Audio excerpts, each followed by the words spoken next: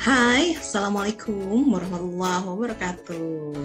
Apa kabar nih kalian semua? Semoga dalam keadaan sehat walafiat.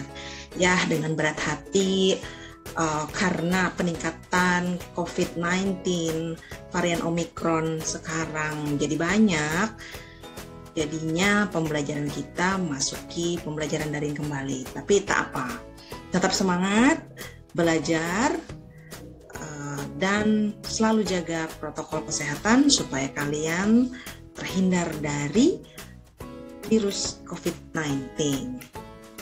Baiklah, pada pertemuan kali ini Bu Fiska akan membahas bab berikutnya, yaitu mengenai integrasi nasional dalam bingkai Bhinneka Tunggal Ika. Right, sebelumnya kalian mesti tahu dulu nih apa tujuan pembelajaran kita kali ini. Diharapkan setelah mempelajari materi ini, kalian dapat mensyukuri nilai-nilai yang membentuk komitmen integrasi nasional dalam bingkai Bhinneka Tunggal Ika sebagai wujud rasa syukur kepada Tuhan Yang Maha Esa. Kemudian diharapkan kalian mampu menunjukkan sikap kerjasama dalam rangka mewujudkan komitmen integrasi nasional dalam bingkai Bhinneka Tunggal Ika. Setelah itu, diharapkan kalian juga mampu mengidentifikasi faktor-faktor pembentuk integrasi nasional dalam bingkai Bhinneka Tunggal Ika, dan juga diharapkan kalian mampu melakukan refleksi pribadi mengenai kondisi persatuan dan kesatuan bangsa Indonesia dan prinsip Bhinneka Tunggal Ika. Nah, itulah tujuan pembelajaran kita kali ini. Pokok bahasan kita, Bu Fiska bagi menjadi 6 bagian. Seperti yang tampil di dalam slide kalian, yang pertama adalah mengenai kebinekaan bangsa Indonesia sebagai pembentuk integrasi nasional. Yang kedua, konsep integrasi nasional. Yang ketiga, faktor-faktor pembentuk dan penghambat integrasi nasional. Yang keempat, pentingnya membangun integrasi nasional. Yang kelima, partisipasi warga negara dalam menjaga integrasi nasional. Dan yang terakhir adalah kerjasama dalam mewujudkan komitmen integrasi nasional. Oke, seperti yang kita ketahui, Kongres Pemuda Indonesia yang kedua pada tahun 1928 yang melahirkan Sumpah Pemuda merupakan tonggak penting dalam sejarah Indonesia yang memandang perlunya integrasi nasional. Semangat Sumpah Pemuda telah mendorong terbentuknya NKRI. Lantas, bagaimanakah upaya untuk membangun integrasi nasional di tengah keberagaman yang ada? Kemudian, mengapa integrasi nasional sangat diperlukan dalam kehidupan berbangsa dan bernegara? Lalu, kira-kira apa ya yang akan terjadi jika integrasi nasional tidak terwujud? Nah, dari ketiga pertanyaan tadi, mari kita simak untuk dapat menemukan jawabannya.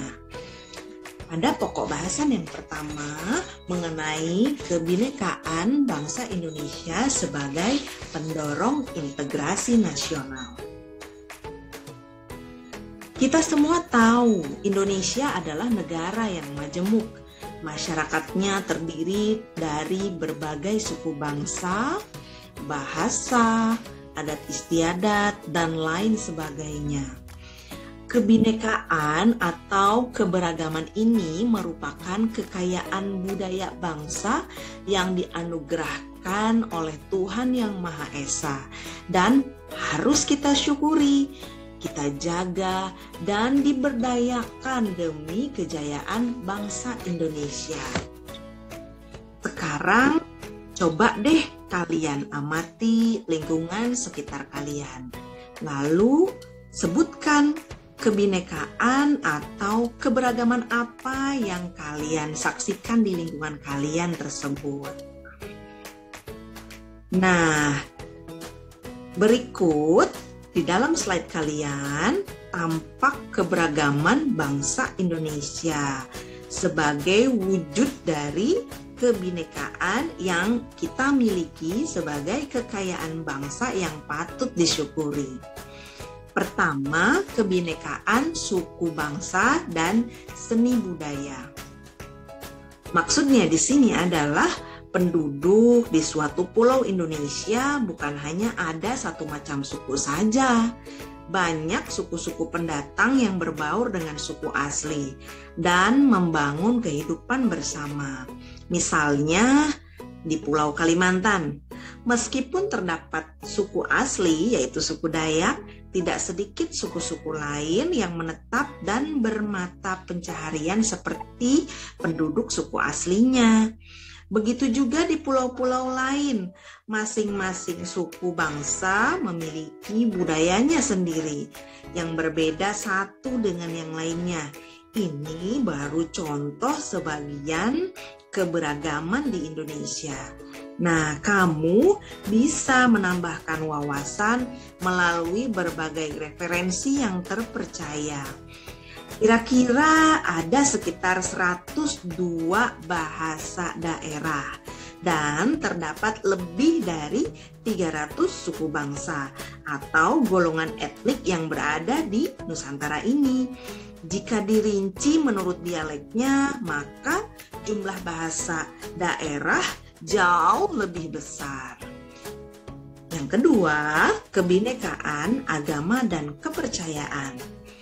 Selain agama yang ada di Indonesia diakui, yaitu ada agama Islam, Kristen, Hindu, Buddha, dan Konghucu. Keberagaman agama dan kepercayaan sangat rawan konflik bila di antara para penganut agama dan kepercayaan tersebut tidak memiliki sikap toleransi. Jadi di sini penting banget untuk memiliki sikap toleransi supaya tidak terjadi perpecahan bangsa. Yang ketiga, kebinekaan ras dan antar golongan. Apa sih yang dimaksud dengan ras? Kalian tahu nggak? Apa juga yang dimaksud dengan antar golongan? Ras adalah suatu kelompok atau golongan bangsa untuk mengkategorikan manusia dalam populasi atau kelompok besar dan berbeda melalui ciri-ciri yang tampak dari luar. Asal-usul geografis, tampang jasmani atau fisik, dan kesukuan yang terwarisi. Kalau golongan atau antar golongan merupakan bagian dari ras yang membentuk kelompok-kelompok tertentu yang lebih khusus untuk kepentingan kelompoknya, seperti membentuk partai, komunitas, kelompok agama, dan lain sebagainya. Bangsa Indonesia terdiri dari berbagai ras induk yang tersebar, lalu membentuk kelompok-kelompok atau bangsa baru dan kebudayaan sesuai kelompok dan perkembangan daerahnya dari masa ke masa. Keberagaman bangsa Indonesia yang keempat yaitu kebinekaan gender atau jenis kelamin. Seperti yang kalian ketahui bahwa Tuhan hanya menciptakan 2 gender saja, laki-laki dan perempuan. Jadi, kebinekaan gender atau jenis kelamin merupakan sekumpulan ciri-ciri khas yang dikaitkan dengan jenis kelamin individu atau seseorang dan diarahkan pada peran sosial atau identitasnya dalam masyarakat. Mengenai kesetaraan dan kemitra sejajaran gender, sebenarnya perjuangan atas hal tersebut bukan untuk menguasai dan dikuasai yang menimbulkan penindasan atau eksploitasi. Kemitraan dan kesejajaran di sini punya arti bahwa perempuan dan laki-laki atau suami dan istri itu sama-sama saling membutuhkan untuk mencapai tujuan bersama yang tidak bisa dilakukan oleh diri sendiri. Oleh karena itu, dalam konteks wawasan kebangsaan, istilah keserasian gender atau kesetaraan gender lebih tepatnya untuk menunjukkan suatu kondisi keharmonisan dalam perbedaan peran dan tanggung jawab antara laki-laki dan perempuan. Wilayah Indonesia itu sangat luas ya, gengs, dan besar juga jumlah penduduknya. Dengan beragam suku bangsa, bahasa, adat istiadat, dan kebudayaannya. Terus gimana sih sikap kamu terhadap keberagaman suku, agama, dan budaya tersebut? Terus gimana juga kamu berinteraksi dengan teman atau orang lain yang berbeda suku, agama, ras, budaya, dan gender.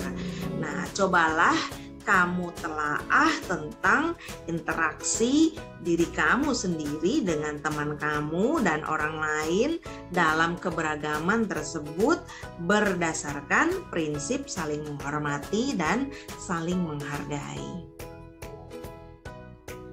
Berikutnya, kita akan bahas mengenai konsep integrasi nasional.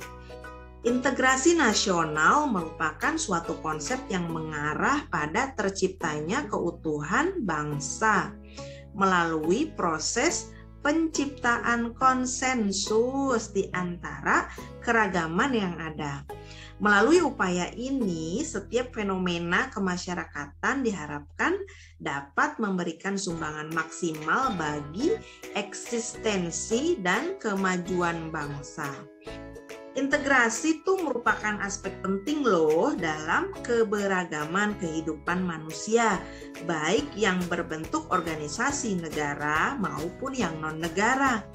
Rasa memiliki yang sama merupakan cikal bakal munculnya kehendak untuk berkelompok dalam suatu wadah yang bernama bangsa atau negara. Nah, munculnya rasa kebersamaan tersebut dilatar belakangi oleh adanya kesamaan nasib, kesamaan kebutuhan, kesamaan kondisi, dan kesamaan cita-cita dari beberapa orang manusia. Perasaan yang sama menjadikan kita tidak mudah untuk diadu domba dan terpecah belah, tapi memunculkan semangat persatuan dan kesatuan serta semangat untuk berbuat demi kepentingan bersama, ya kan? Kondisi tersebut difasilitasi dengan terjadinya interaksi dan komunikasi di antara kita semua.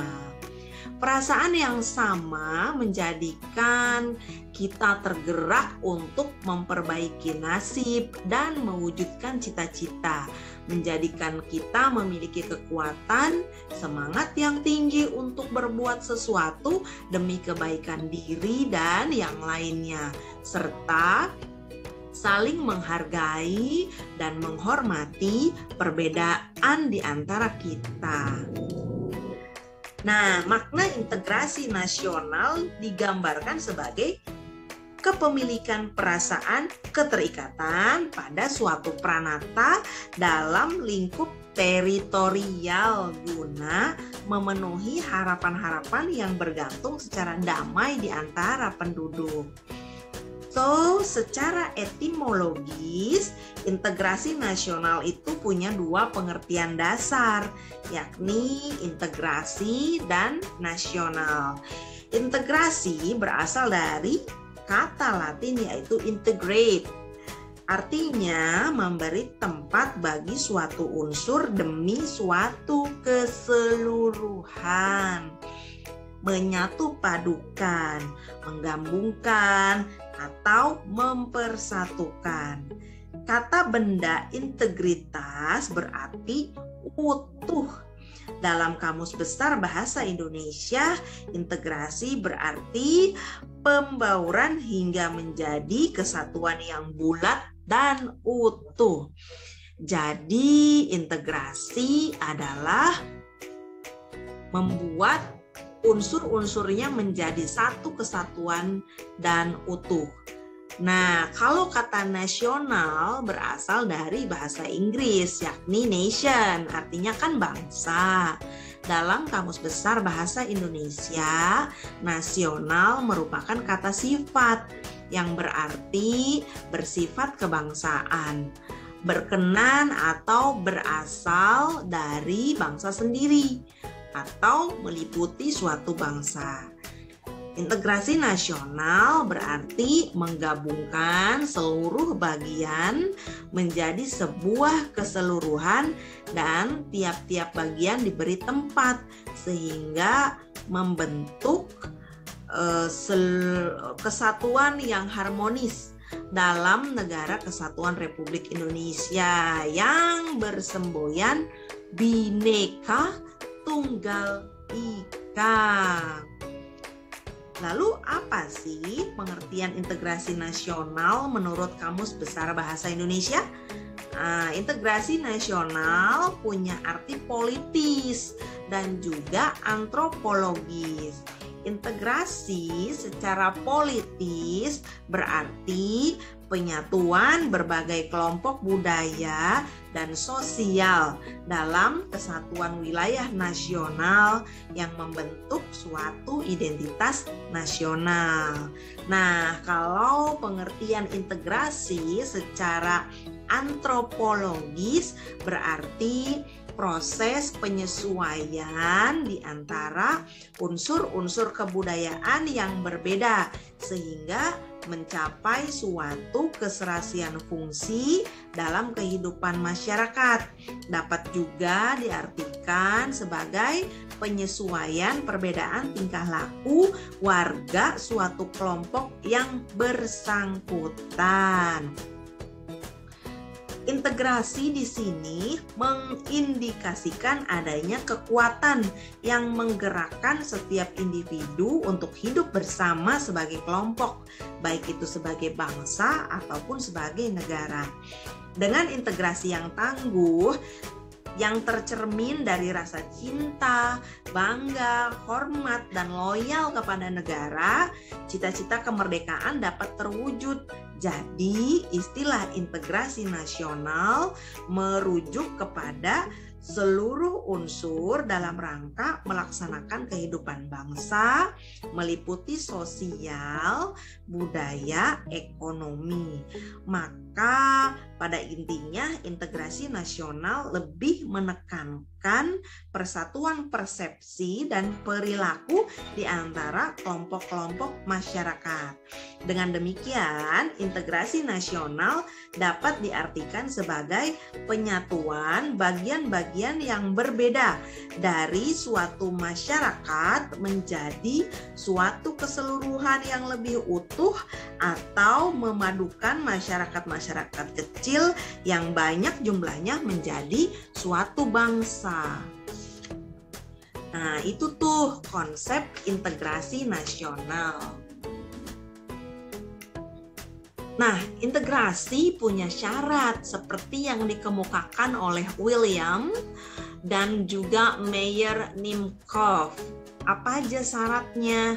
Pertama, Syaratnya adalah anggota masyarakat merasa bahwa mereka semua berhasil untuk saling mengisi kebutuhan satu sama lain.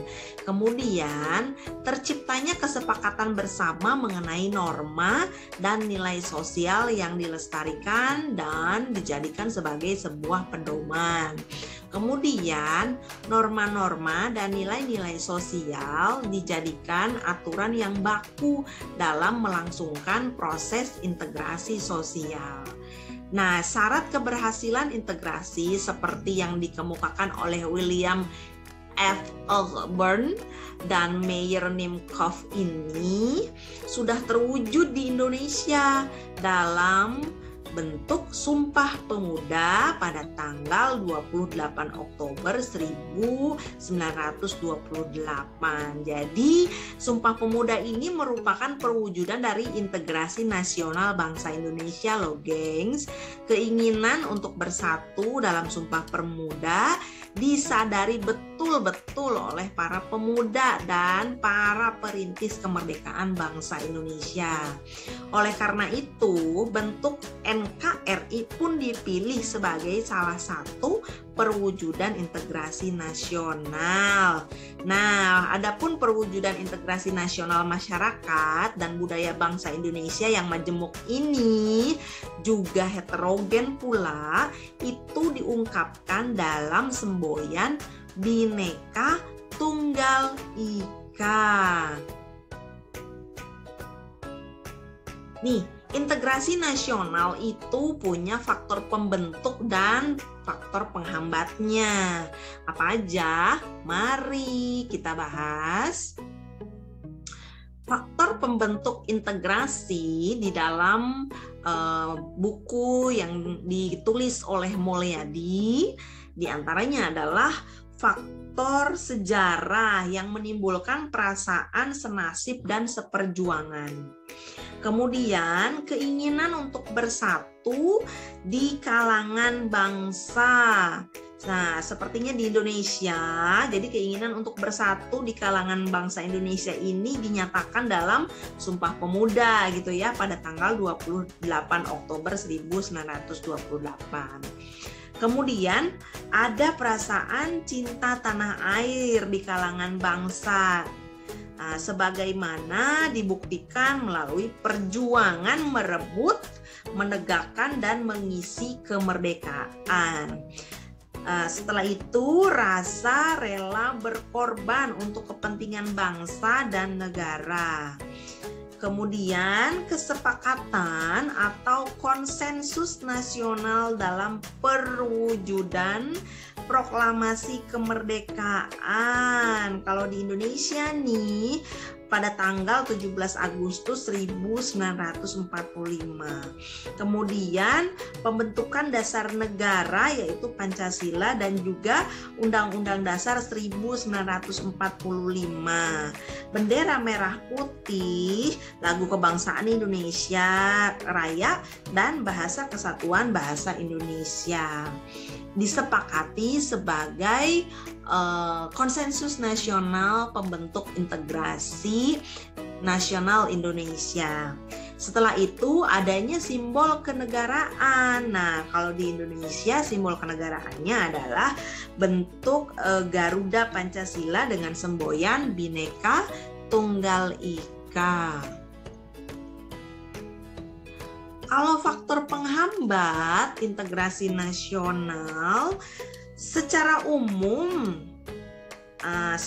ini ya, pertama adalah masyarakatnya yang heterogen atau beraneka ragaman dalam faktor-faktor kesukubangsaan dengan masing-masing kebudayaan daerahnya, bahasa daerah, agama yang dianut, ras, dan lain sebagainya.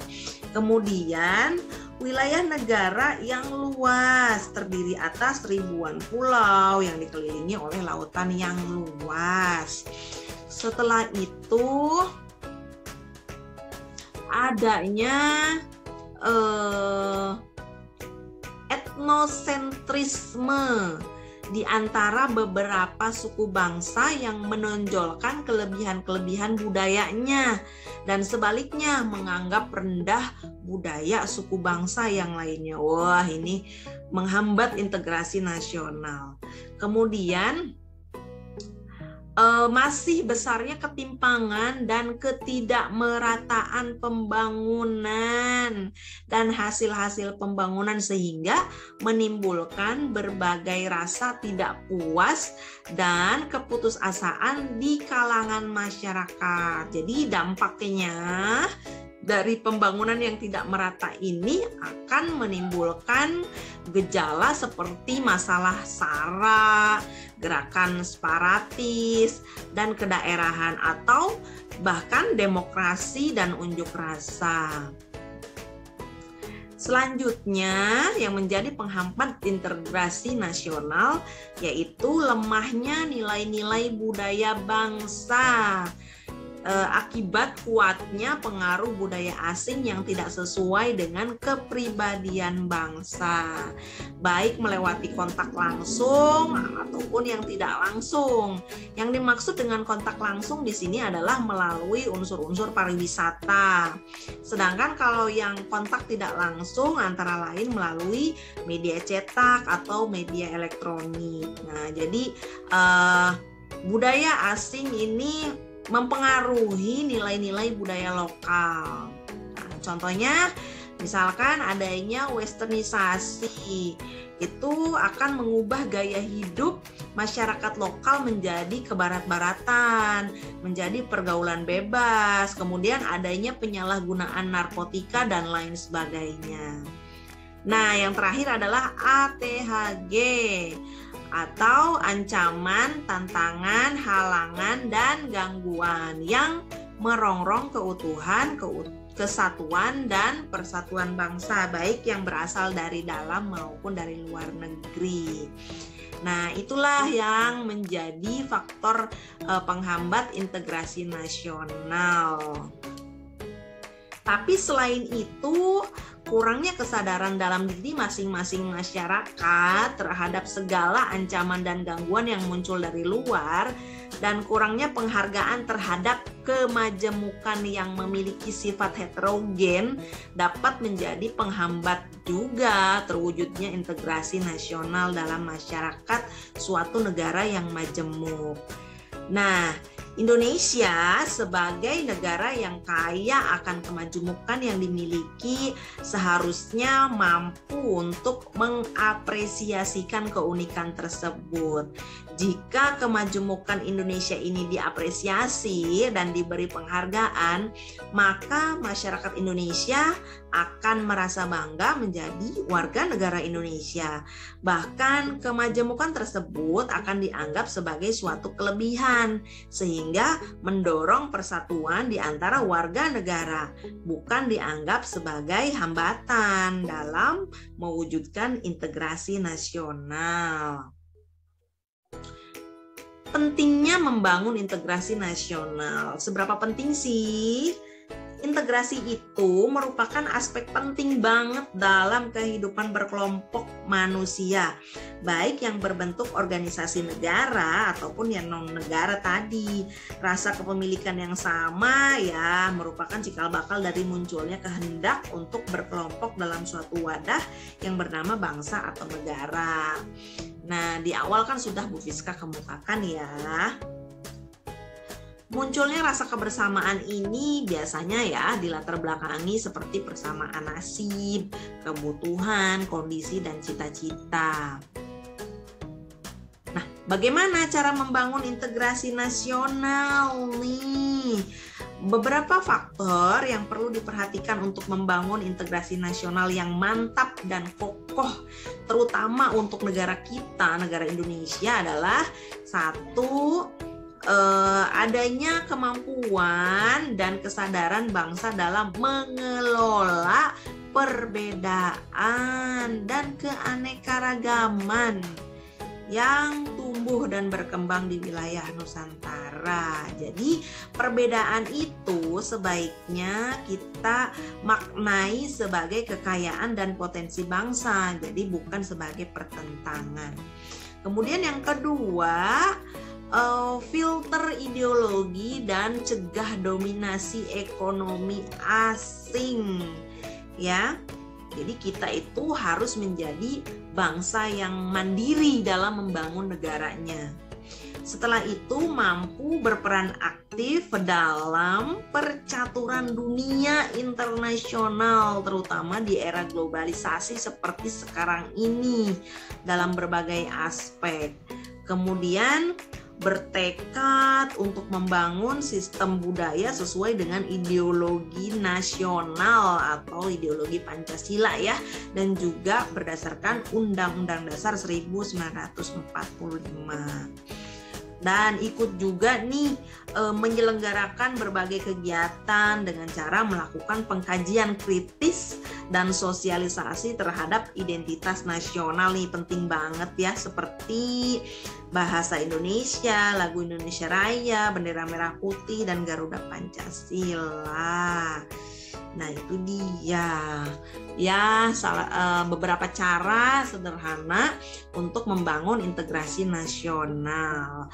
Barangkali di antara kalian ada yang memiliki cara yang lain. Nah, silahkan kita implementasikan cara tersebut dalam kehidupan sehari-hari untuk membangun integrasi nasional di negara kita, Indonesia yang tercinta. Partisipasi warga negara dalam menjaga integrasi. Nih ya, menjaga integrasi nasional itu nggak cuma jadi tugas pemerintah doang dan aparat keamanan, tapi juga seluruh warga yang punya kewajiban untuk menjaga integrasi nasional, termasuk juga kamu, walaupun posisi kamu masih sebagai siswa sekolah. Nah, apa aja sih yang bisa kamu lakukan sebagai seorang siswa gitu ya dalam menjaga integrasi nasional? Pertama yaitu dengan meningkatkan pemahaman terhadap Pancasila. Kemudian yang kedua, memahami peraturan perundang-undangan yang berlaku. Mesti loh ya, kamu harus tahu, jangan sampai nanti kamu malah melanggar suatu aturan yang jadinya nggak ngerasa kalau kamu udah melanggar aturan tersebut. Makanya perlu banget kamu untuk membaca peraturan perundang-undangan dan setelah itu memahami peraturan perundang-undangan tersebut. Kemudian meningkatkan pengetahuan dan juga keterampilan, terutama sebagai seorang analis kimia. Kemudian melakukan dan mengikuti kegiatan-kegiatan positif seperti pertunjukan seni budaya. Nah itu upaya yang dapat kamu lakukan sebagai seorang siswa dalam menjaga integrasi nasional. Nih, kerjasama dalam mewujudkan komitmen integrasi nasional. Kerjasama, kamu tahu nggak sih apa yang dimaksud dengan kerjasama? Kerjasama adalah usaha bersama antara orang per orang atau kelompok manusia untuk mencapai tujuan bersama. Nah, kerjasama ini ditemui hampir pada setiap kelompok manusia di kalangan masyarakat Indonesia. Dikenal suatu sistem kerjasama yang disebut dengan gotong royong. So, kerjasama dalam kehidupan bangsa Indonesia itu selalu ditanamkan dan ditekankan mulai dari lingkungan keluarga loh. Selanjutnya, menuju lingkungan masyarakat atau tempat tinggal, lalu lingkungan sekolah, lingkungan kerja, dan lingkungan pemerintah. Ditanamkannya sistem kerjasama dalam diri disebabkan adanya pandangan bahwa manusia itu tidak mungkin bisa hidup sendiri tanpa kerjasama dengan orang lain. Karena apa? Karena manusia merupakan makhluk sosial. Ya, oke. Nih di sini pada hakikatnya manusia itu punya keterbatasan ya dan ketergantungan dengan sesama manusia lainnya. Jadi manusia itu nggak bisa hidup sendiri ya. Oleh karena itu manusia perlu banget kerjasama dan sikap saling menghargai gitu ya di antara manusia yang lainnya. Jadi di kerjasama ini gitu ya akan memunculkan toleransi dan saling menghargai satu sama lain gitu kan ya. Tujuan mencapai kepentingan bersama, untuk mencapai tujuan kepentingan bersama gitu ya. Tujuan itu sangat penting dalam kehidupan manusia. Oleh karena itu setiap manusia yang punya tujuan sama biasanya mereka akan menjalin kerjasama untuk mencapai tujuannya itu. Kemudian ada manfaat kerjasama. Apa aja sih manfaat kerjasama? Ini sebetulnya pokok bahasannya yang ini simple ya. Manfaat kerjasama itu mendorong persaingan dalam mencapai tujuan dan peningkatan produktivitas. Ini berarti positif ya. Kemudian mendorong berbagai upaya individu agar dapat bekerja lebih produktif, efektif, dan efisien. Kerjasama juga dapat mendorong terciptanya sinergi hingga biaya operasional itu menjadi semakin ringan, semakin rendah gitu kan ya, yang menyebabkan kemampuan bersaing meningkat. Kerjasama mendorong terciptanya hubungan yang harmonis antar pihak terkait serta meningkatkan rasa kesetiakawanan. Tapi ini yang positif tentunya ya. Dan kerjasama juga menciptakan praktik yang sehat serta meningkatkan semangat kelompok. Dan berikut yang terakhir, kerjasama ini mendorong ikut serta memiliki situasi dan keadaan yang terjadi di lingkungannya sehingga secara otomatis akan ikut menjaga dan melestarikan situasi dan kondisi yang telah baik. Nah, ya itu manfaat kerjasama. Nah, cukup sekian penjelasan dari Bu Fiska. Yuk kita refleksi. Jadi keberagaman di Indonesia itu tumbuh dalam bentuk bahasa daerah, adat istiadat, cara memenuhi kebutuhan hidup, pakaian dan cara berpakaian, bentuk bangunan rumah, kepercayaan terhadap Tuhan Yang Maha Esa gitu kan, lagu-lagu daerah, tari daerah, dan produk kebudayaan lainnya. Nah, semua itu merupakan kekayaan budaya bangsa atau kebudayaan nasional yang harus disyukuri dan dijaga kelestariannya. Semua kelompok masyarakat harus bersikap saling toleransi dan saling menghargai agar terjadi kerukunan dan persatuan di antara mereka semua. Nah, sikap-sikap tersebut merupakan modal utama loh dalam membangun integrasi nasional. Nah, sebagai seorang pelajar, apa kamu sudah pernah nih menerapkan sistem-sistem tersebut dalam kehidupan sehari-hari? Oke, sampai sini pertemuan dengan Bu Fiska. Semoga dapat kalian pahami, dan apabila ada kesalahan kata, mohon maaf lahir dan batin. Semua itu merupakan keterbatasan dari Bu Fiska. Kita akhiri pertemuan kita hari ini. Terima kasih. Wabillahi taufiq wal hidayah. Assalamualaikum warahmatullahi wabarakatuh. Salam sehat, salam buat yang ada di samping kamu.